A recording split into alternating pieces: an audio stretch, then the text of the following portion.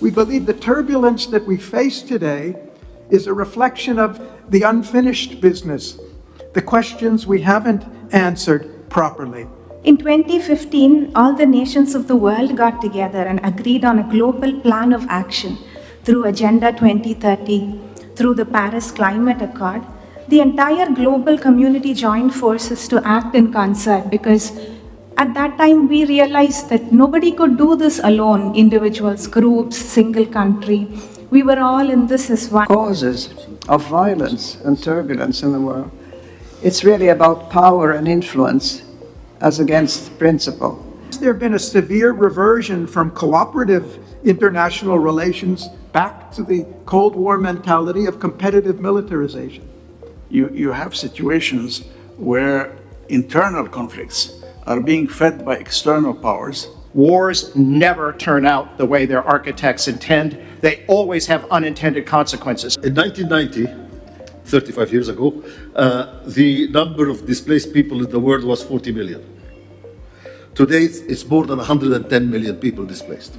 There is no longer a set of isolated crises. It is a systemic breakdown. Our instincts and behavior are as primitive as they were at the dawn of civilization. There is no greater crisis than the crisis of meaning. You can take care of people's basic needs, but when there is no meaning to latch onto, people actually do not make it. Ideas matters.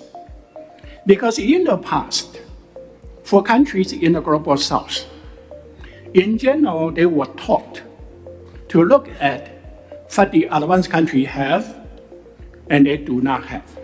When we anchor engagement in the values of human security that prioritizes dignity, inclusion and trust, what emerges is not just better policy, but more importantly, greater buy-in from citizens and as a result, greater legitimacy.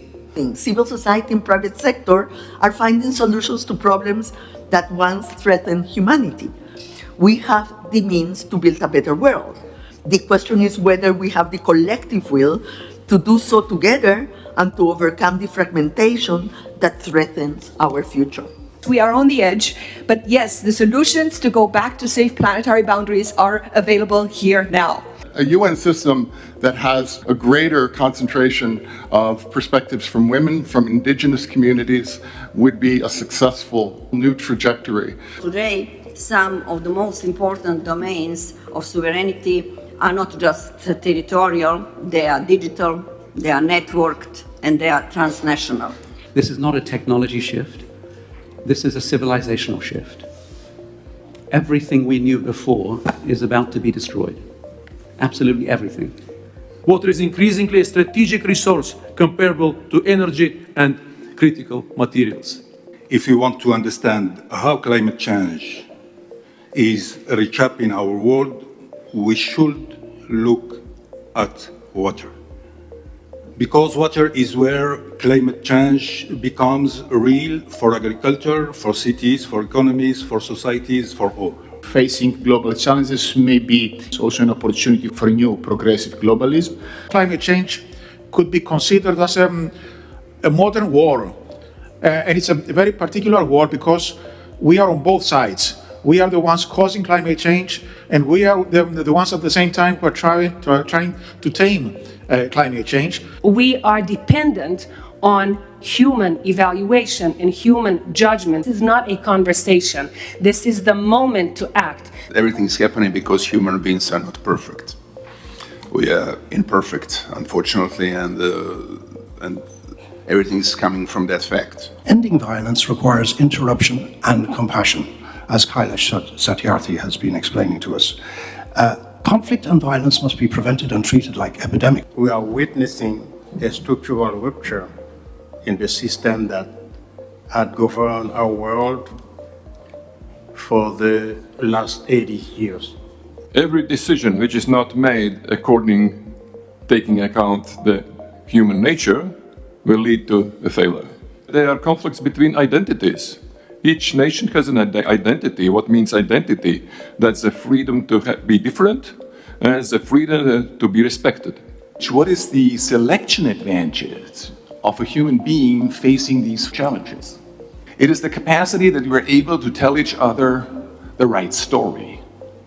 It is the narrative, the story, the mindset that determines us how to coordinate the billions of people around the planet. In defining the situation we are facing in the world, I think the mistake we are doing is looking at the top of the iceberg, where there's the rest of the iceberg.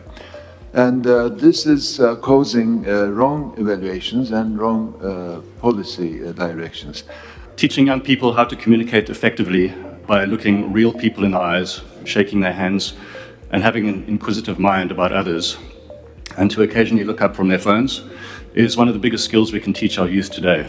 You can fight evil, but you cannot fight stupidity. And stupidity is not an issue lack of intelligence. It's the lack or the giving up of free thought and of making the own reflection and decision.